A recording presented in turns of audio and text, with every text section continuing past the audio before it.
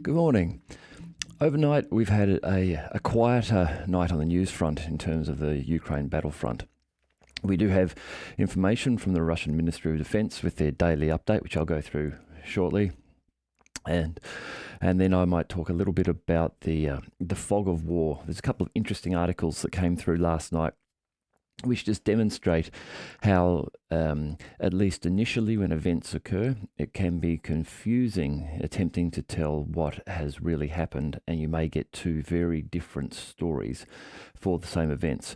But we'll come to that shortly. Let's start with the summary update today of what happened in the last 24 hours in the battle in Ukraine. Starting in the Kupiansk direction, the Russian Ministry of Defense reports that the Zapad group of forces are active in that area, utilizing aviation and artillery, and that they have continued to strengthen their position along the front line. This is an area we've spoken about a lot of late. This is the area in the northern Kharkiv region of Ukraine, where the Russian defensive line has become an offensive one and is making a push towards Kupiansk and the Oskol River.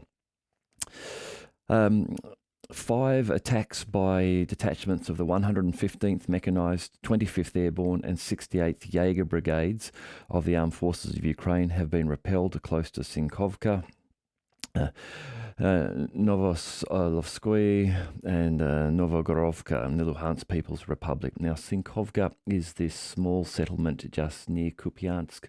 Again, this falls into this category of the fog of war, which I'll talk about a little bit later once we've got through the battle update, where we get different reports about what the status might actually be of that area. But at this stage today, being reported that attacks on that township have been repelled. The Ministry of Defense reports that the Ukrainian losses are up to 50 Ukrainian servicemen, 4 armoured fighting vehicles, 2 motor vehicles, 1 Polish-manufactured Crab. These are those large, they look like oversized tanks, these self-propelled artillery systems. They're a large tracked vehicle which has a large artillery piece mounted on top of it and is able to, as they call it, or they term it, shoot and scoot. So because they are self-propelled, they are able to fire shells and then immediately drive from that location to another location so as to counteract the counter-battery radar systems that are in use. And these are the radar systems used by both sides, by the Ukrainians and the Russians, to identify the location of enemy artillery batteries by using the tracking of their incoming shells. Now, shells follow a parabolic path as they travel through the air, and by tracking that path on radar, you are able to determine their point of origin. And so that's one of the benefits of these self-propelled pieces of artillery, and why they are such a premium target is because they have some natural defense against these counter-battery radar systems by being able to shoot from one location, and then by the time incoming fire is returning at them, they've moved to another location. Now, obviously, these things are becoming more and more difficult to do with the use of drones. We're hearing almost daily reports of the difficulties encountered in making advances or moving of equipment. This is coming from both sides, from the Ukrainians and the Russians, stating that it is so difficult to do now because there are constantly reconnaissance drones in the air. Now, these drones aren't large MQ-9 Global Hawks and Reapers, not these things the size of 747s.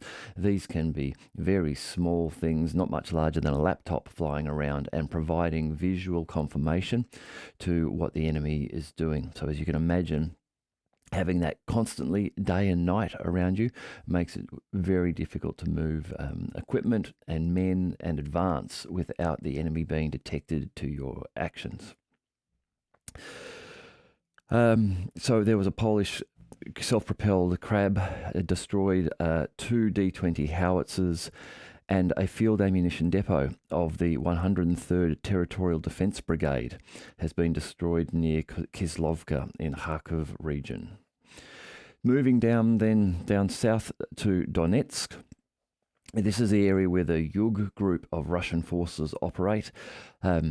There are three main groups of forces: the Zapad, the Yug, and the Center forces.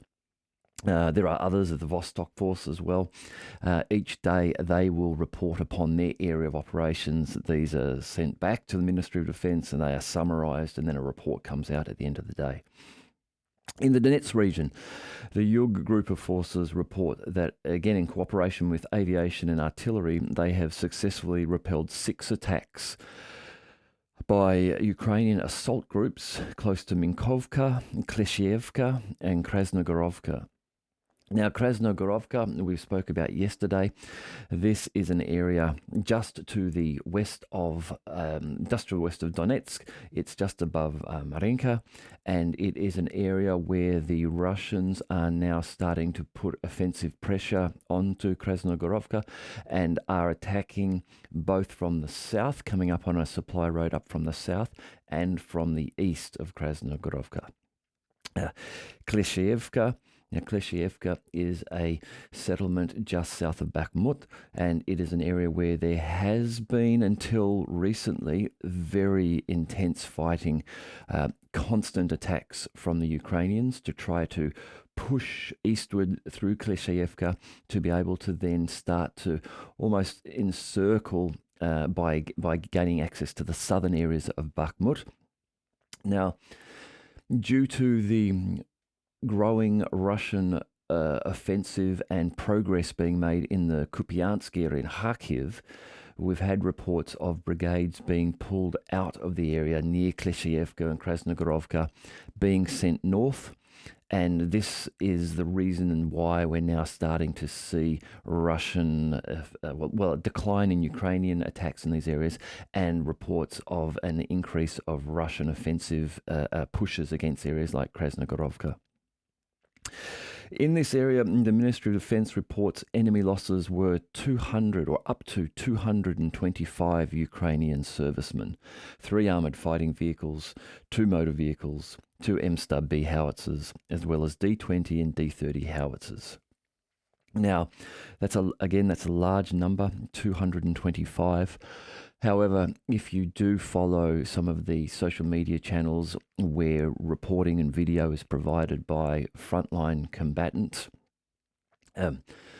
there are many corroborating videos which lead me to believe that even if these numbers are not exactly precise, the magnitude of them is correct. We are seeing more and more videos appearing now of multiple bodies, multiple Ukrainian soldiers in positions which are allegedly being recaptured by Russian troops in varying states of decay and decomposition, indicating that the Ukrainians have not been able to remove their dead or provide adequate medical treatment to their severely wounded who have then gone on to die.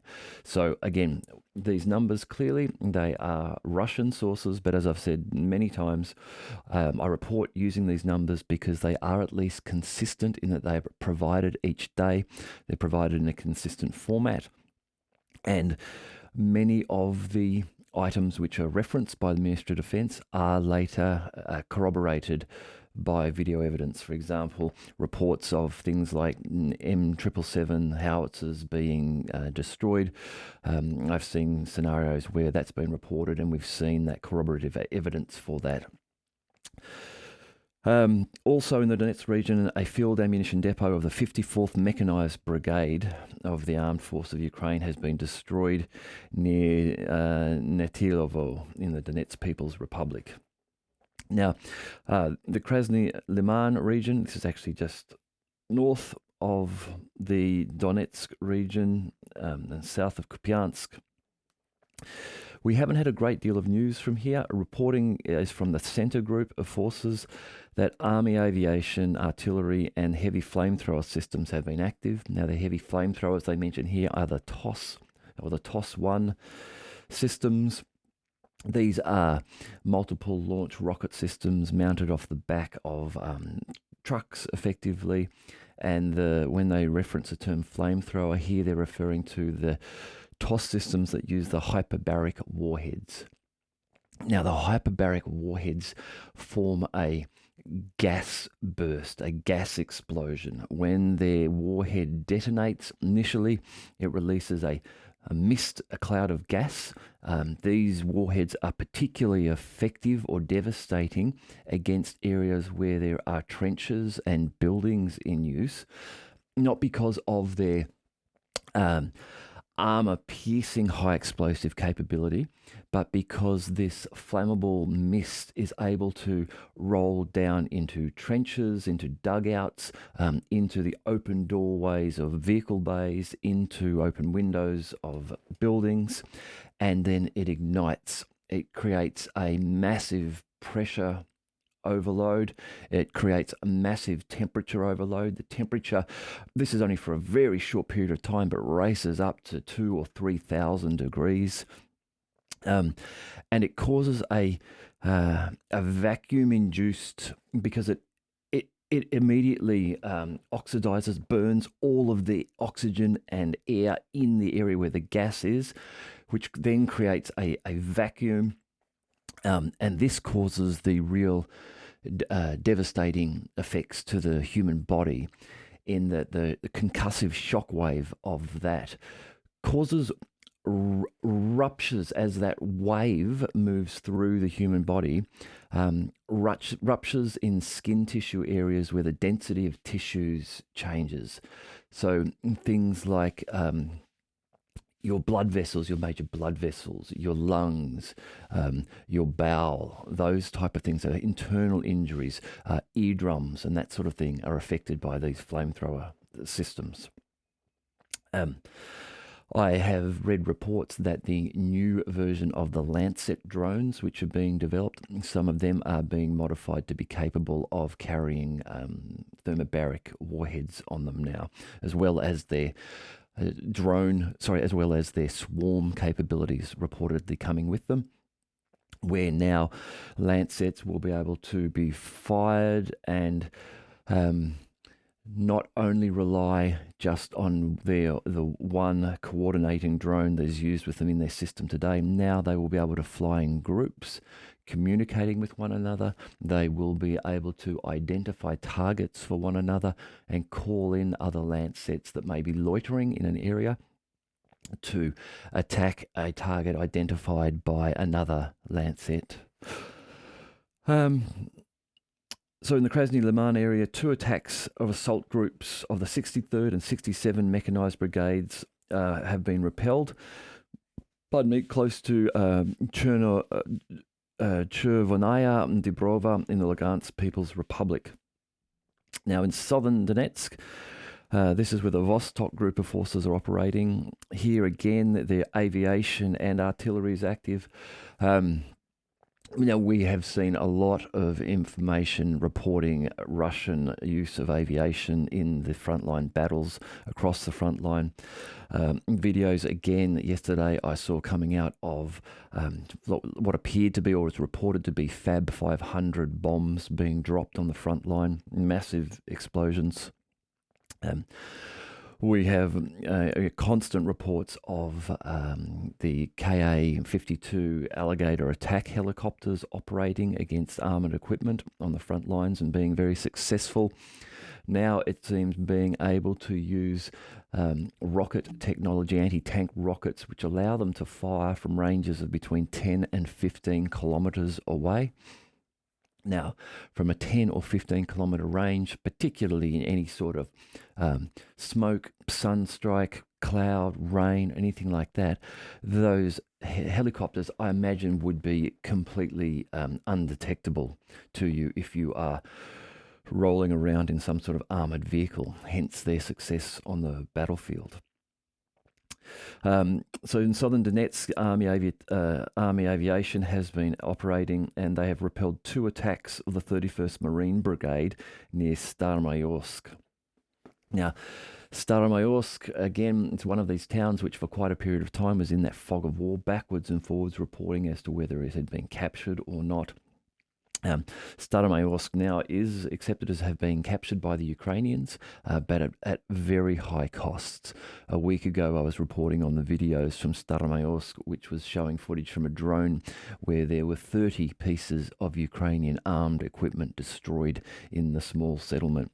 So that just gives you an indication of how heavy the fighting, how committed the Ukrainians are to gaining territory in this conflict. Urozhne, which is the township just south, very close, just south of Staromayorsk, one Ukrainian sabotage and reconnaissance group was suppressed near Urozhne. Now, again, just to back up what I've just said, the reporting here is that in this area of Staromayorsk and Urozhne, the enemy losses were up to 200 Ukrainian servicemen, 1 tank, 4 armoured fighting vehicles, 3 motor vehicles, a US-manufactured M109 Paladin, a Polish-manufactured Krab, again self-propelled artillery systems, and 2 D-30 howitzers. So heavy fighting, heavy losses in this area of Staromayorsk and Urozhne. This is one of the areas where there has been success for the Ukrainians in that they have pushed down through the grey zone, down through Neskuchne to Urozhne, and they are approaching the Russian first real line of defense. In Urozhne, the Ukrainians are pushing to the east and west, attempting to broaden their line there, where they have formed effectively a point. They've drilled it down, and they're running the risk, if they advance much further south of Urozhne, where they will find themselves in a situation where the Russians will just close in above them, and that front line, that spearhead of forces, will be completely cut off.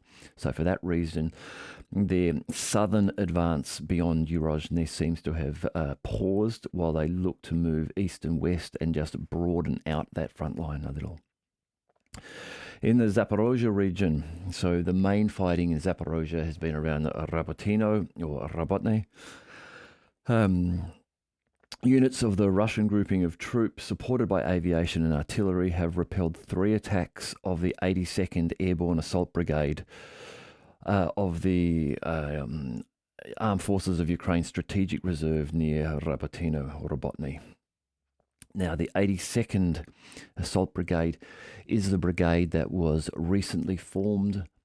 It was provided with all Western NATO equipment. It didn't have any Soviet equipment originally assigned to it.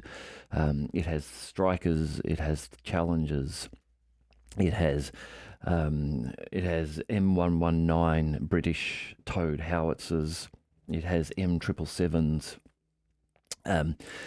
and they have suffered, again, heavy losses since their introduction to the fighting around Robotny in the last day or so. Now, Robotny, let's move into some of these areas of the fog of war. Well, let me just finish off the details here, and we'll come to that then, Robotny. What is being reported today is that in Robotny, due to the heavy fighting there, 115 Ukrainian servicemen were lost. Now, these losses are killed and wounded. 7 armoured fighting vehicles, 4 motor vehicles, 1 M777 artillery system, and 1 M119 towed howitzer. 1 UK-manufactured FH-70 gun, a D-30 howitzer, as well as a US-manufactured AN-TPQ-36 radar station of counter-battery warfare. So you can see the intensity of fighting around Robotny. And looking at the number of pieces of artillery reported as being destroyed, M777, an M119, an FH-70, a D-30 howitzer, and then the associated counter-battery warfare radar system. Now, almost on a daily basis, we're seeing reports of these counter-battery warfare radar systems being destroyed. This will be having a significant impact upon Ukraine's ability to conduct artillery battles in those regions. You're at a massive advantage if your opponent is able to locate your artillery based on the shells you are sending, and if you have lost in that region that ability by losing things like these AN/TPQ-36 counter-battery radar stations. Just rounding out then the details of the Ministry of Defence update, and then going on to the fog of war.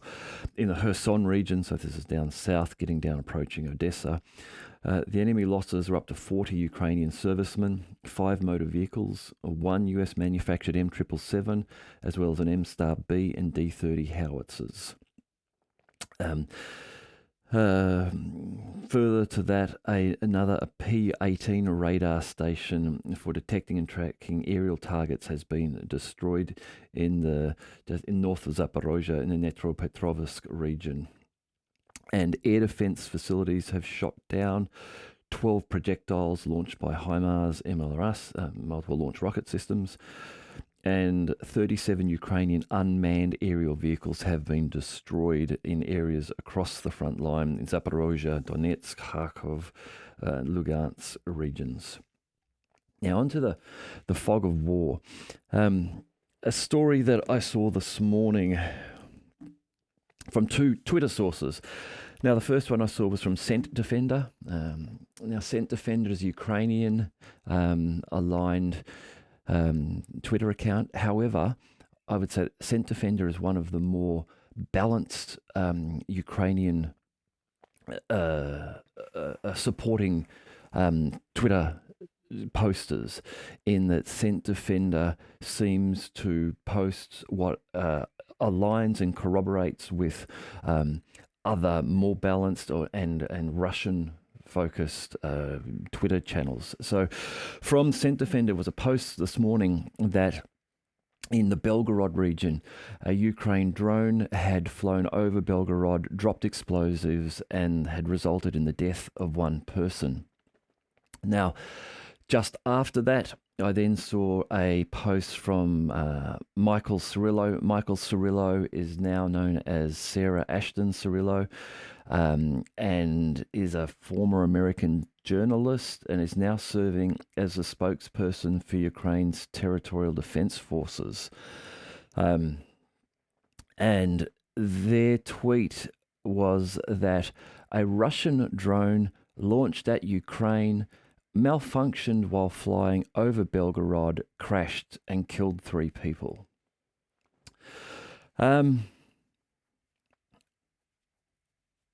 I would say that this is a good example of the fog of war to some extent. This is a good example of propaganda as well, and in some cases, very based upon people's previous comments.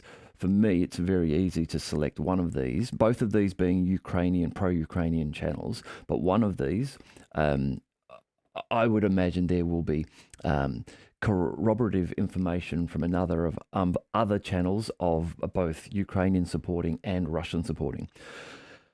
The second one I mentioned, I imagine it will be a standalone report claiming that it was a Russian drone that malfunctioned and fell on people and killed them in Belgorod. But this is the sort of thing that makes it into the mainstream media. This is coming from the spokesperson for the Ukrainian Territorial Defense Forces.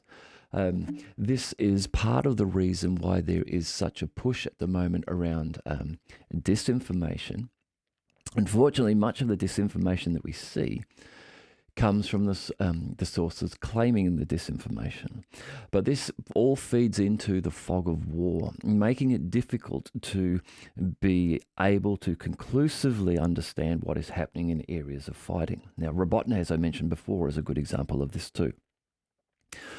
Robotny has had, in the last week, multiple claims from both sides of the town being captured by one side, the town being liberated by another side, partial control of the town. What appears to be happening there at the moment is that the Ukrainian forces are expending many men to push the Russians out of Robotny. They seem to have pushed them out. The Russians yesterday may have pushed back into the southern part of Robotny, But in both cases, they both have artillery control over Robotny, and the Russians are able to shell Ukrainian forces approaching from the north, and the Ukrainians are able to shell Russian forces approaching from the south. Yesterday, I saw some footage of just that, of some Russian vehicles approaching, and the Ukrainian artillery had their position dialed in perfectly. So news about this will tend to go backwards and forwards for a few days until there is a decisive move made by one side or the other. The Russians may look now to fall back to the next small township or to their first line of defence when they are ready to do that. And at that stage, Ukrainian forces will then be able to move in and hold and maintain and perhaps develop positions in Robotny. Now, Robotny itself has been reduced to rubble, like so many of these settlements, and these are settlements, these aren't large towns. This isn't something like Bakhmut, which was a city. This is a small settlement. I believe the pre-war population was about 400 people. So these are sheds and farmhouses, effectively, and they have been destroyed. There's very little there. So even now, claiming this township is no significant victory to either side. And even in terms of tactical advantage, there's very little, as it is now just raised rubble to the ground. There may be some ability to perhaps leverage basements that may have been existing under some of those homes there, possibly. Also, playing into fog of war and propaganda. So this is from Kyrylo Budanov, who is the head of the Ukrainian intelligence services. So he's reported as having said today, Putin has nothing else but human resources. There is no economy, no military industrial complex, and military reserves are exhausted. So this was Budanov, the head of the GRU. Now, these are interesting statements, that there is no economy, no military industrial complex, and military reserves are exhausted. Particularly when we have conflicting reports from Ukrainian sources, including their Deputy Minister of Defense, Malia, a little while ago, saying that she believed that the Russians were amassing a force of over 100,000 with 900 tanks in the northern Kharkiv regions. But just to sort of play this out, this is now I'm reporting here now from a Telegram channel where they provided some of Budanov's recent statements, just to provide some insight into the one that he's made today. So on the 14th of May in 2022, he reportedly said Russia has depleted its reserves of combat-ready armoured personnel carriers despite its covert mobilization. Thus far, Russia does not appear to have run out of armoured personnel carriers. October the 24th, 2022, Russia has nearly exhausted its missile reserves. It's October of last year. Now, we have seen increasing missile strikes from the Russians. And in the last month, we have seen multiple days where there have been getting up towards 15, 16, 18, or 20 Tupolev bombers, the Tu-25s and 22s and 160s. In some of these strikes, launching what may amount to nearing 100 missiles in a strike. So I think his comments from October 24, 2022 of Russia having nearly exhausted its missile reserves are incorrect. On December the 7th, Budanov stated, Russia possesses enough missiles for several more massive strikes on Ukraine. Several more. Yes, I think that one's true. I think there has been more than several launched since December. On January the 6th, 2023, Russia has depleted its stockpile of missiles and ammunition. Now, January 6, 2023 was right around the time when we started to get indications that the Ukrainians were suffering, starving for shells. And over the months following that into March and April, when we started to really get reports that the West was having problems with providing shells, that Russian production was being increased, that Russia was moving to a war footing, and the production of Russian 155mm shells was not going to be an issue for the Russians, even given their high rates of use today. Now, shortly after this statement of Budanov's in January, in sort of June, we learnt from Joe Biden himself that the US was now providing 155mm cluster munitions to Ukrainians because the Ukrainians were running short and the West was running low and wasn't able to provide the high explosive 155mm rounds. So in this case, it appears in January that this may have been a case of projection from Budanov. On March the 5th, he stated that Russia will be unable to wage war in 3 months' time. March, April, May, June. So again, Budanov's reported comments today that Putin has nothing else but human resources, there is no economy, no military-industrial complex, and military reserves are exhausted. I don't see anything to support these statements. These are clearly statements made to prop up a Ukrainian or Western audience who is only getting its messaging from a limited set of Western media sources to try to retain some domestic and foreign support for the war in Ukraine. Anyone who is looking beyond the most fervent Ukraine supporting media outlets, even in the West, in the United States, we're now seeing multiple reports in the West about the shell shortages, about the fact that the offensive isn't working and other things must be done. This is happening in the Wall Street Journal, in New York, in the Times, even in British media, we're starting to see that happen now. Yet still, this continues, and this must be working for some people. I'm just not sure who is believing this and taking this on face value. But all of this, as I say, rolls into the fog of war. Things like the evacuation just recently along the northern line of the Kharkiv region. We get an indication that something is going to happen, but it takes time until we get the real detail to understand just what has happened there. So today, that's the update from today. As I said, it was relatively quiet in terms of news overnight. I will look to be back tomorrow with an update. If you have made it this far, thank you very much for watching and listening. I hope you're enjoying the channel. If you haven't already subscribed, please subscribe, and I look forward to talking to you soon.